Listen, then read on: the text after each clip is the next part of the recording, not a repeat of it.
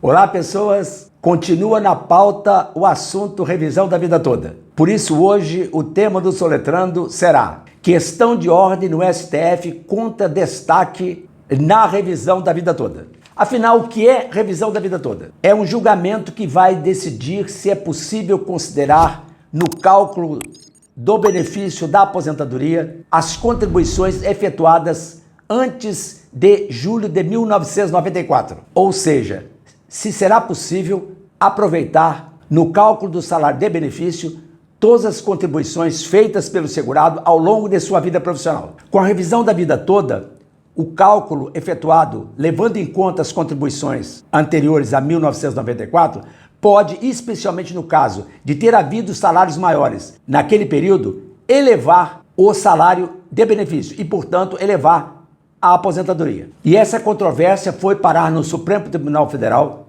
dentro do tema 1102, para definir se o segurado do INSS que tenha entrado para o regime da Previdência Social até o dia anterior ao da publicação da Lei 9876 de 1999 pode escolher para o cálculo do seu benefício a chamada regra definitiva contida no artigo 29 da Lei 8.213 de 1991, no lugar da regra de transição do artigo 3º da Lei 9876 de 1999. Recapitulando, a regra definitiva é a que permite ao segurado considerar no cálculo final do salário de benefício todas as contribuições feitas ao longo do seu período laboral, enquanto a chamada regra de transição limita o cálculo à média aritmética simples dos ganhos auferidos depois de julho de 1994. No julgamento do tema 1102, o plenário virtual do STF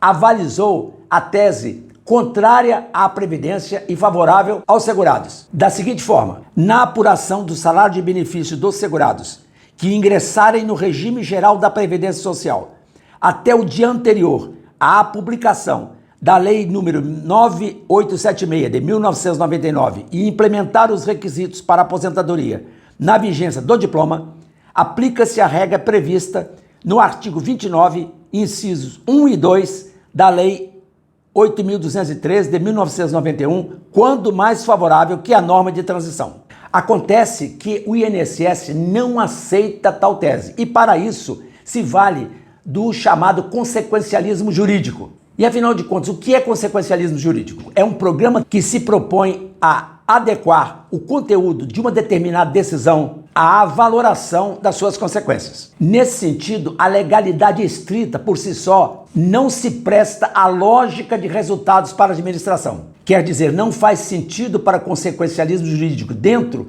da chamada análise econômica do direito emperrar o governo, dificultar as contas do governo para dar estrito cumprimento à lei. Por isso, ao longo do julgamento do recurso extraordinário 1276977/DF, que deu origem ao tema 1102, nota técnica do Ministério da Economia fez questão de destacar que o atendimento do pleito dos segurados implicava despesas da ordem de 46 bilhões de reais ao longo de 10 anos. Depois a União, num movimento estranho e pouco transparente, emitiu uma outra nota ajustando esse valor para cerca de, vejam bem, 360 bilhões de reais ao longo de 15 anos. Algo que parece vergonhoso e irreal, sobretudo porque a ação em pauta é uma ação de exceção. Não cabe a todo mundo. É aplicada aqui e ali, em exceções que certamente não redundam em dispêndio financeiro de tão elevada monta. Nesse sentido, o grupo Lesados pelo INSS Revisão da Vida Toda apresentou um estudo estatístico mostrando que o impacto dos ganhos dos segurados neste processo chegaria apenas à cifra de 2,7 bilhões a 5,5 bilhões de reais, conforme a mediana do medidor de inflação. O que ocorre de fato é que o INSS procura, não só a INSS, mas a própria Advocacia Geral da União, procura agigantar a dívida no sentido de desencorajar as pessoas de pleitearem na justiça o seu direito, o direito da aplicação da regra do artigo 29 da Lei 8.213, ao mesmo tempo em que lesa os aposentados ao ficar com o seu dinheiro, com as suas contribuições anteriores a 1994. Quer dizer, a tarefa da Previdência é colocar na cabeça das pessoas que o movimento em prol do seu direito levaria a uma insustentabilidade da própria existência da autarquia. O que, convenhamos, é algo absurdo e totalmente fora de contexto. O julgamento do tema 1102 ele foi concluído no plenário virtual com o voto de desempate a favor dos segurados dado pelo superministro Alexandre de Moraes em torno da aplicação da regra definitiva para considerar todo o período contributivo do segurado. Ou seja, o cálculo da aposentadoria levaria em conta inclusive os valores anteriores a 1994. Tudo parecia ok, já que os ministros haviam depositado os votos, quando o ministro Cássio Nunes Marques apresentou um pedido de destaque, pedido este que está previsto na resolução 642 de 2019 do STF. Tudo parecia ok, já que todos os ministros haviam depositado os seus votos no plenário virtual, mas no dia 8 de março de 2022, faltando apenas 30 minutos para o fim da sessão, o ministro Cássio Nunes Marques apresentou pedido de destaque, retirando o processo da pauta do plenário virtual e encaminhando ao plenário físico, sem nenhuma fundamentação do seu ato. O ministro usou a possibilidade aberta pela resolução STF, que permite justamente que qualquer ministro movimente o processo do plenário virtual para o plenário físico. E aí será o julgamento reiniciado com a anulação de todos os votos e a rediscussão ampla da matéria. Diante desse movimento do ministro Marques, logo veio à cena a ideia de que o ministro teria usado um expediente para forçar a mudança no futuro do placar, invertendo a favor do INSS, a partir da colocação do voto do novo ministro André Mendonça, que entrou no lugar, na vaga do ministro aposentado Marco Aurélio Mello, que tinha emitido um voto favorável aos segurados, principalmente dado o fato de que o ministro Mendonça tem uma afinidade muito grande com o presidente Bolsonaro e que certamente ele seria mais sensível aos argumentos do ponto de vista orçamentário financeiro, dentro da linha do chamado consequencialismo jurídico. A partir dessa ideia de manobra do ministro Marques, entidades e advogados entraram com questões de ordem, com a desqualificação do destaque feito pelo ministro. Argumenta-se que mesmo com a previsão no regimento interno do Supremo Tribunal Federal, artigo 21b, parágrafo 3º, do pedido de destaque de qualquer ministro e remessa do processo ao plenário físico, o ministro Nunes Marques teria a obrigação de fundamentar o seu ato dentro da previsão específica constitucional do artigo 93, inciso 9, especialmente quando esse ato ele teve por escopo, ele teve por finalidade contraditar ou suprimir votos divergentes já realizados. Além do mais, o pedido de destaque feito pelo ministro se deu depois que todos os seus colegas já haviam votado, o que de certa forma representou uma manipulação do julgamento e um desrespeito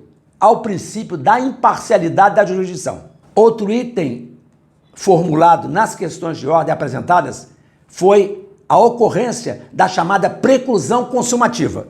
E o que é preclusão consumativa? É a extinção da possibilidade de se praticar um determinado ato processual em virtude de já ter sido feito no passado pela parte. Vamos dar um exemplo. Imagine que o réu apresentou uma contestação no 10º dia de prazo. E aí no 11º, ele observa que ele esqueceu de introduzir um determinado dado.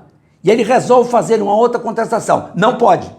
Por quê? Porque ele foi atingido pela chamada preclusão consumativa. No caso da revisão da vida toda, o ministro Nunes Marques, por já ter apresentado um voto de divergência, ele não poderia ter voltado à sessão para discutir o tema e mesmo para propor pedido de destaque. Por quê? Simplesmente porque foi atingido pela chamada preclusão consumativa. O pedido de destaque, na verdade, deveria ter sido feito pelo ministro quando do momento da apresentação do seu voto, ou mesmo antes, e não depois. Se o ministro se sentiu à vontade para usar o plenário virtual, não se manifestando contra no momento de sua fala, estaria preclusa a possibilidade de cogitar de destaque 30 minutos antes do término do julgamento. Logo, para as questões de ordem apresentada, está-se diante de uma legítima preclusão consumativa a ser repudiada pelo colegiado quando do retorno do julgamento no plenário físico, em homenagem ao princípio da segurança jurídica.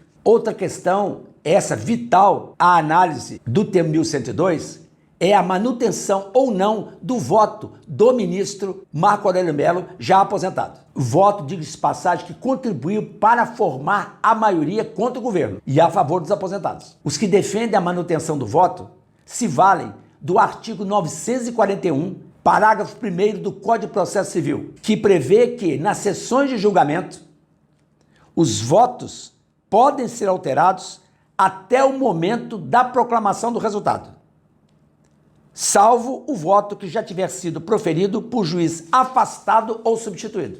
Sendo assim, tendo o ministro Marco Aurélio Mello pronunciado seu voto em favor da tese dos aposentados e depois se retirado do STF por motivo de aposentadoria, o seu voto por força do artigo 941, parágrafo 1º do CPC, não pode ser mudado, não pode ser substituído pelo ministro mais novo da corte, no caso, o ministro André Mendonça. Neste momento, o que temos é o processo retornou ao plenário físico e, portanto, aguarda a sua pauta pelo ministro presidente da corte, Luiz Fux, começando por solucionar as questões de ordem apresentadas com base na preclusão consumativa do ato do ministro Marques, com base também na impossibilidade de substituição do voto do relator, ministro Marco Aurélio Mello, pela aplicação do CPC, e com base no repúdio ao falacioso argumento orçamentário financeiro em torno da insustentabilidade da Previdência ao ser acolhida a tese favorável aos aposentados, que representa, na verdade, uma justiça, um exercício de justiça, principalmente tendo em conta